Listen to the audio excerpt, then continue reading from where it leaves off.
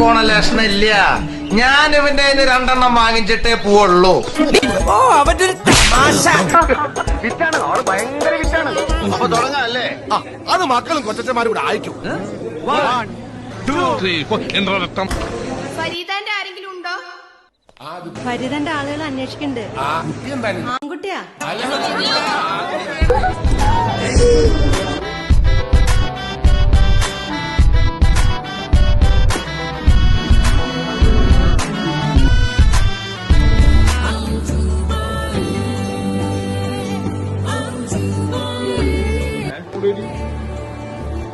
അഞ്ചു വണ്ണപ്പൂവേ താലേലോലാലി